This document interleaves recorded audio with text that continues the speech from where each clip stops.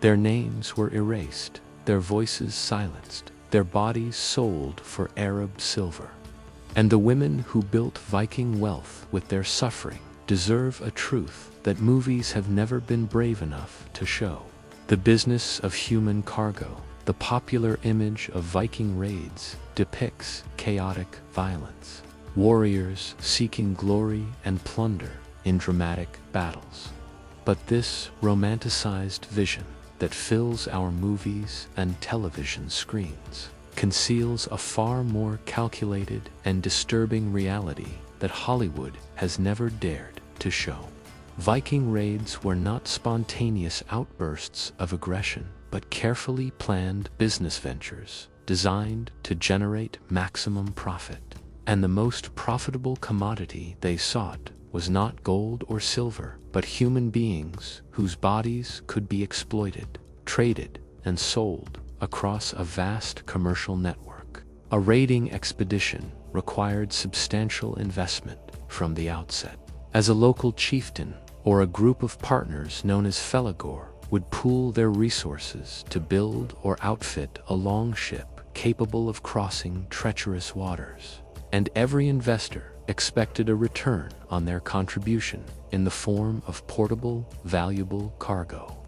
While monasteries offered chalices and churches held silver, nothing compared to the value of terrified young women torn from their families. Because human cargo could be transported easily across vast distances and sold repeatedly at markets stretching from the shores of Ireland to the wealthy courts of the Islamic Caliphate.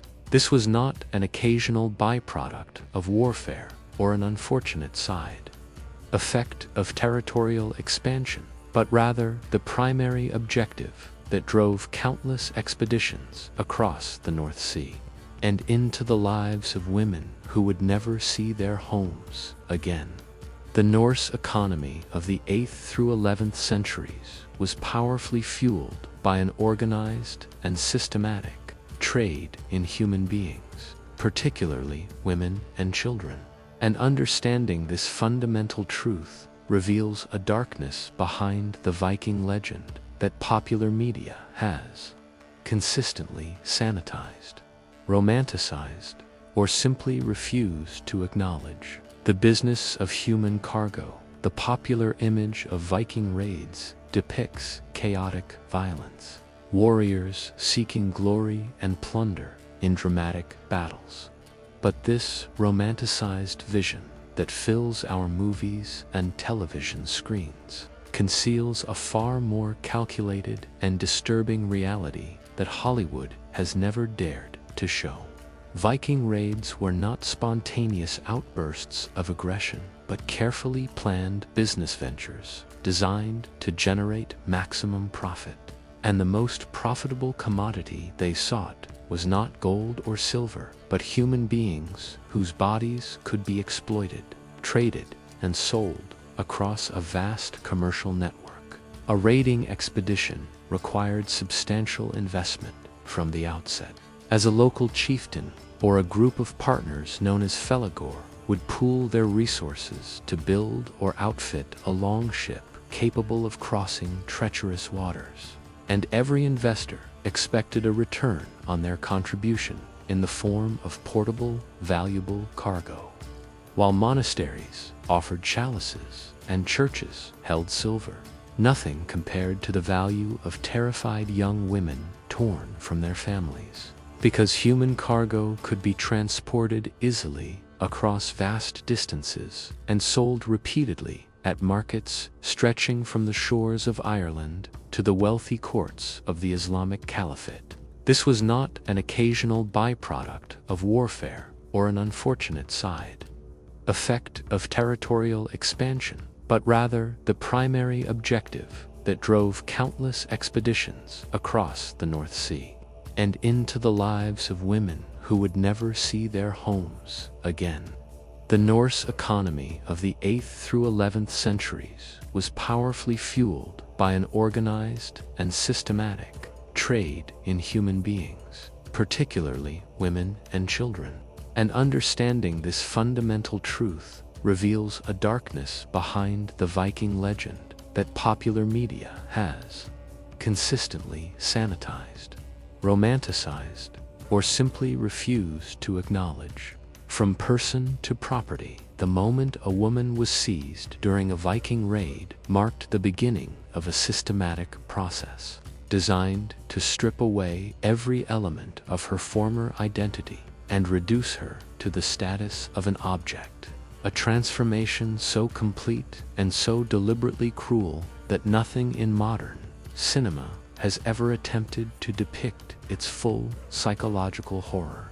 She was no longer a daughter, a wife, a mother, or a sister, but had become a thrall, the Old Norse word for slave. And this new designation meant that everything she had been as a human being was now legally and socially erased. The Old Norse language itself reveals the depth of dehumanization embedded within this system, as legal texts frequently referred to thralls using the neuter gender rather than masculine or feminine forms, placing them in the same grammatical category as livestock and farm equipment. They were classified as F, a word that meant both cattle and wealth.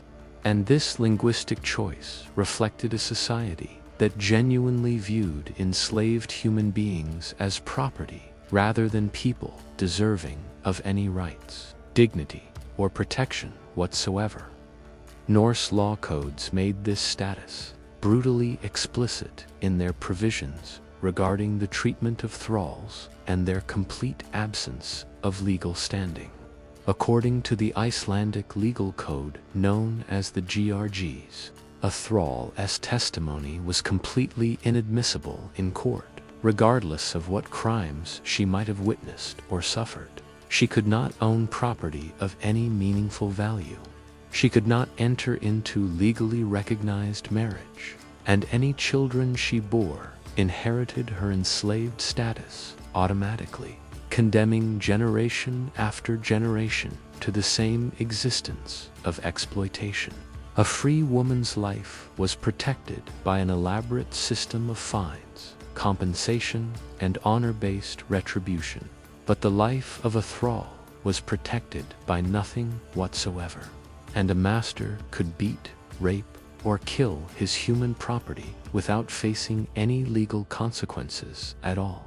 The voyage into darkness. After capture, the women were bound with coarse rope that cut into their wrists and ankles, and they were marched for miles across unfamiliar terrain toward the coastline, where the longships waited like wooden predators, ready to carry them away from everything they had ever known, into a nightmare that films about Vikings have never shown.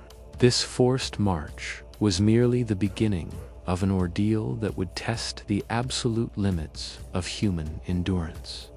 As the journey across the sea introduced suffering that no amount of mental preparation could have anticipated. The captives were packed into the open hulls of the longships, alongside plundered goods and armed warriors, crammed into vessels that measured perhaps 70 or 80 feet in length, with no shelter from the elements and no privacy from the men who had murdered their families and now controlled every aspect of their existence. The crossing could last days or even weeks, depending on weather conditions and the intended destination, and during this time, the women remained exposed to the brutal conditions of the North Atlantic, soaked by freezing waves that crashed over the low sides of the ship, chilled by winds that cut through whatever thin clothing they still possessed, and subjected to whatever abuse their captors chose to inflict upon them. Food and fresh water were scarce commodities reserved primarily for the crew, and the captives received only enough sustenance to keep them alive until they reached the slave markets, where their value would be assessed by buyers who saw them as merchandise rather than human beings. Disease spread rapidly in these cramped and unsanitary conditions, and the combination of exposure, dehydration, malnutrition, and relentless psychological trauma meant that many women did not survive the voyage at all. Those who perished were simply thrown overboard into the dark waters without ceremony or mourning, their bodies claimed by the sea, while the ships continued onward toward destinations where the survivors would discover that the crossing had been merely a prelude to horrors far worse. The slave markets of the Viking world for those who survived the harrowing voyage across the sea.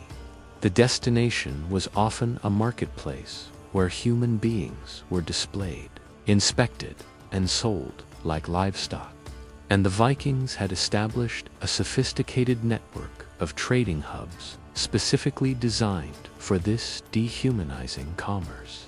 These were not discreet operations hidden from public view, but rather open-air markets where captured women stood bound and exposed, while potential buyers examined their bodies, assessed their health, and haggled over their worth in silver. Dublin, which the Norse called Dyflin, emerged as one of the largest and most notorious slave markets in all of Western Europe, serving as a central clearinghouse for captives seized from across Ireland, Scotland, Wales, and England. A woman who had been a farmer's daughter or a nobleman's wife just weeks earlier now stood on a platform in a foreign city, unable to understand the language spoken around her, while strangers prodded her flesh and inspected her teeth as though she were a horse being evaluated for purchase.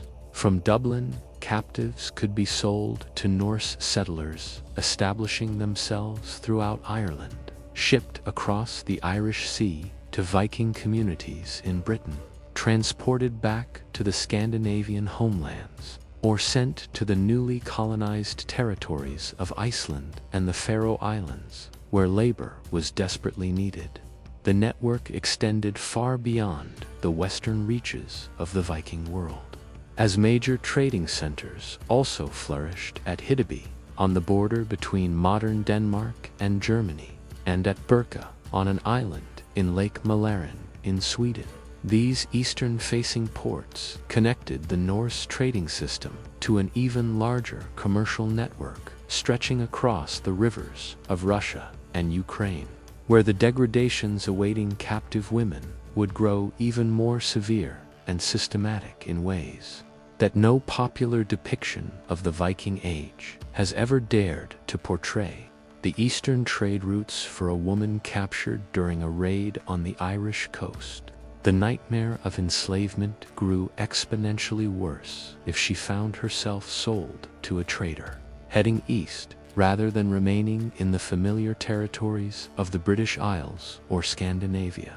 Because the eastern routes led to destinations so remote and so alien that she would spend the rest of her life surrounded by languages she could not understand, customs she could not recognize, and faces that looked nothing like anyone she had ever known.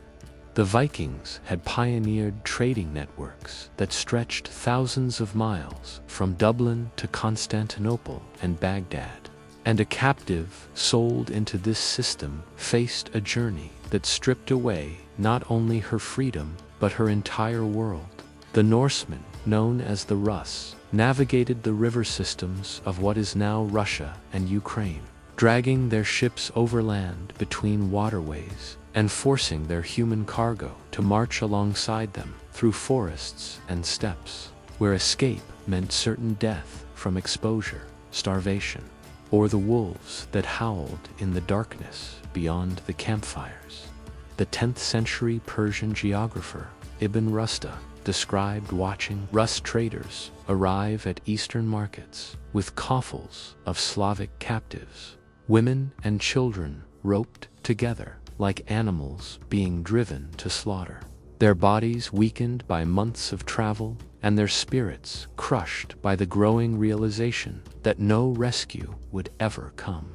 A woman who began her ordeal in a village near Dublin might be sold 4 or 5 times before reaching her final destination, each transaction carrying her further from any hope of return, until she finally arrived at a wealthy household in Baghdad or Constantinople, where she would spend her remaining years as a domestic slave or concubine, forever isolated among strangers who viewed her as an exotic commodity purchased from barbarian traders. Her memories of home fading into dreams that offered her only torment rather than comfort. Silver evidence: every silver coin that archaeologists pull from Scandinavian soil represents a transaction in human flesh, and the staggering quantity of Islamic dirhams discovered throughout the Viking homelands testifies to the industrial scale of an enterprise that consumed the lives of countless women, whose names have been erased from history, but whose suffering generated fortunes that still glitter in museum display cases today.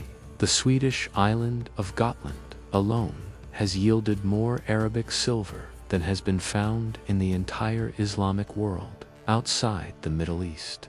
And this concentration of wealth flowed northward along the river routes.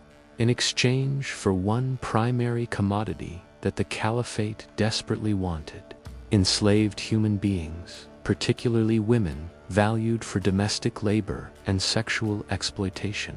Behind every dirham lay a story of terror that began with screaming and fire in a village that had felt safe until the longships appeared, continued through the degradation of slave markets, where strangers inspected her body like livestock, and ended in a household thousands of miles from home, where she would spend her remaining years serving masters whose language she would never fully understand. The Caliphate possessed silver mines and manufactured luxury goods that Norse traders desperately wanted. But the Vikings had almost nothing that Arab merchants valued in return, except for the steady supply of human cargo that their raiding economy produced with ruthless efficiency. Each coin buried in a hoard or lost in a field represents wealth extracted from the destruction of individual lives. And the sheer volume of this silver testifies to suffering on a scale that no popular depiction of the Viking Age has ever acknowledged. Preferring instead to celebrate Norse axemanship and seafaring prowess while ignoring the screams of women whose bodies paid for every beautiful artifact that survives in museums today. Stripped of all dignity, the experience of being sold at a Viking slave market involved degradations so systematic and so deliberately dehumanizing that no mainstream film or television series has ever depicted what actually occurred when a captured woman was brought before potential buyers. The 10th century Arab diplomat Ahmad ibn Fadlan traveled along the Volga River and encountered Rus traders firsthand, and his eyewitness account describes scenes of such casual brutality that modern readers often struggle to accept them as historical fact rather than exaggeration or propaganda. Ibn Fadlan documented how the Norse traders would establish markets on the riverbanks and line up their captives for inspection by Arab merchants who had traveled north specifically to purchase slaves for the wealthy households of the Caliphate. He describes how a trader would publicly have sexual intercourse with an enslaved woman while his companions watched, not as a private act of violation, but as a deliberate demonstration of ownership and a sales tactic designed to display the merchandise to potential buyers. This was performed in broad daylight, in full view of other traders and captives. A complete negation of the woman's humanity, reduced to a commercial transaction, where her body was being advertised like any other product. The woman standing on that riverbank had likely been captured months earlier from a village in Ireland or Scotland or the Slavic territories, had survived a brutal voyage across dangerous waters, had already been sold perhaps multiple times at markets in Dublin or Hiddeby or Birka, and now found herself subjected to public sexual assault as part of a sales presentation in a land thousands of miles from everything she had ever known. This was the reality of the Viking slave trade that popular culture refuses to acknowledge. A systematic apparatus of exploitation where every remaining shred of human dignity was stripped away in service of commercial profit. A life of endless labor for the women who survived the raids, the voyage, and the degradation of the slave markets. The years that followed offered nothing but an existence of relentless physical toil, malnutrition, and abuse finally killed them. A slow, grinding death that popular depictions of Viking life have never shown because it lacks the dramatic excitement of battle scenes and longship voyages. A female thrall woke before dawn to begin labor that would not cease until long after darkness fell. Her days an endless repetition of back-breaking tasks, performed under the constant threat of beatings for any perceived failure or slowness. The work of grinding grain into flour using heavy corn stones fell almost exclusively to enslaved women, a task so physically destructive that it wore their teeth down from inhaling stone dust, twisted their spines from years of hunching over the grinding surface, and left their hands so calloused and deformed that the Old Norse poem Argi's Eula describes the archetypal thrall as possessing gnarled knuckles and thick fingers permanently shaped by a lifetime of crushing labor. They hauled water from freezing streams that cracked their skin and numbed their bones, scrubbed clothing until their hands bled into the fabric, tended fires through bitter Scandinavian winters while wearing rags that offered no protection from the cold, and collapsed each night onto whatever patch of floor their owners designated for them. Archaeological analysis of skeletal remains from Norse burial sites reveals the physical toll of this existence with horrifying clarity, as the bones of presumed thralls show severe nutritional deficiencies from diets of scraps and leftovers, joint deterioration from repetitive motion injuries that were never allowed to heal, and stress markers that testify to bodies worked quite literally to death in service of masters who viewed their suffering as nothing more than the normal cost of operating a household. Bodies as property beyond the crushing burden of physical labor, captured women faced another dimension of exploitation that popular retellings of the Viking Age have consistently sanitized or ignored entirely, because a female thrall's body belonged to her owner in every conceivable sense, and was available for his sexual use at any time and for any purpose he desired. This was not considered a crime or even a moral failing within Norse society, but rather a fundamental right of ownership, as natural and unremarkable as using any other piece of property. And the legal codes of the era reflect this reality with chilling indifference to the suffering it caused. The sagas, those great works of medieval Icelandic literature that form much of our understanding of Viking culture, depict powerful men taking captured women as concubines, with a casualness that reveals how thoroughly normalized this practice had become.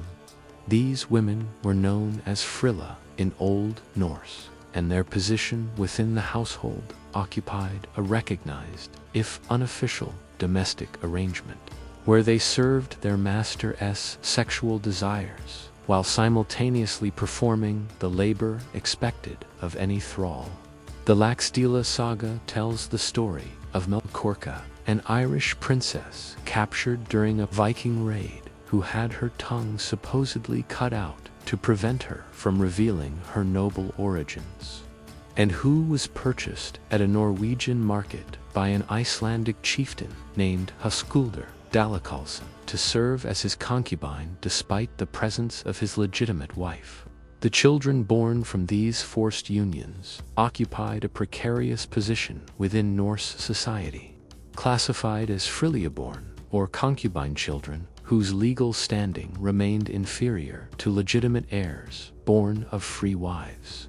A father could choose to acknowledge such a child and grant them freedom, along with a share of inheritance, but he was under no obligation to do so, and could just as easily condemn his own offspring to the same enslaved status their mother endured, perpetuating cycles of exploitation across generations in ways that no film about Vikings has ever honestly portrayed. Genetic evidence, the most haunting proof that the horrors described in this account were not exaggeration but systematic reality, is written into the DNA of people alive today. Genetic signatures that testify to the mass abduction and forced impregnation of thousands of women, whose descendants still carry the biological evidence of their ancestors' suffering in every cell of their bodies. Modern genetic studies of Iceland's founding population have revealed that while approximately 80% of male lineage traces back to Scandinavian origins, roughly 62% of female lineage derives from the British Isles, predominantly from Ireland and Scotland, the very regions most heavily targeted by Viking slave raids during the 9th and 10th centuries. These statistics represent not abstract numbers, but individual women, each one a farmer's daughter, or a nobleman's wife, or a young girl torn screaming from her mother's arms, transported across freezing seas, sold at markets where strangers examined her body, and finally impregnated by captors who viewed her as property rather than a person deserving of consent or dignity. She gave birth to children who inherited her enslaved status, nursed them knowing they would grow up in bondage, watched them taken from her when they became old enough to work, and died in a land she never chose to inhabit, surrounded by a language she may never have fully learned to speak. The descendants of these women walk the streets of Reykjavik today, their genetic markers carrying testimony to a history of systematic sexual exploitation that popular culture has never been willing to confront, preferring instead the comfortable mythology of brave explorers and willing settlers rather than the ugly truth of slave ships and breeding programs that created an entire population from the forced unions of captors and captives, pawns of power for noble women captured during raids. Their high birth offered no protection from horror, but merely altered its form, as their bodies became bargaining chips in political negotiations that could stretch on for months or years while they remained imprisoned, abused, and utterly powerless to influence their own fate. A noble woman's value lay not in her labor, but in the ransom her family might pay. And Viking captors understood that keeping her alive would maximize the silver they could extract, though this calculation did nothing to protect her from the sexual violence that her captors considered their natural right as her owners. The Irish annals record negotiations demanding hundreds of ounces of silver or gold, fortunes that many families simply could not raise. And for these women, the failure of ransom meant permanent descent into the same brutal existence that awaited any other female thrall. Those whose families successfully paid often discovered that their ordeal had only begun a different kind of suffering, as communities that had once honored them now viewed them with suspicion and shame based on the assumption that captivity had inevitably included sexual violation. A returned noblewoman might find herself unmarriageable, whispered about as damaged goods. Her trauma, compounded by social rejection that punished her for crimes committed against her rather than by her. A secondary victimization that no film about Vikings has ever portrayed. Sacrificed to the gods, the most terrifying fate awaiting a captured woman was selection for ritual sacrifice, a practice documented in chilling detail by the Arab diplomat Ahmad ibn Fadlan, who witnessed a Rus chieftain's ship burial in 922 CE and recorded what happened to the slave girl chosen to accompany her dead master into the afterlife. She was passed from tent to tent over several days, forced to have sex with multiple men who told her they were doing this out of love for their deceased lord, and then led to the funeral ship where an old woman called the Angel of Death supervised her final moments. The men beat their shields to drown out her screams as she was stabbed repeatedly while being strangled with a rope. Her body then placed beside her master and burned on the ship, a death so horrific that no Viking film has ever dared depict it accurately. The uncomfortable truth, the horrors documented throughout this account, were not aberrations, but the foundation upon which Viking society constructed its wealth and power across the medieval world. Every longship required capital generated through the sale of human beings. Every prosperous farm depended upon enslaved women grinding grain until their bodies broke. And every silver arm ring represented the price paid for someone's daughter at a market where her flesh was inspected like cattle. The women who endured these horrors left no written accounts because they were never given voices in the sagas composed by their captors.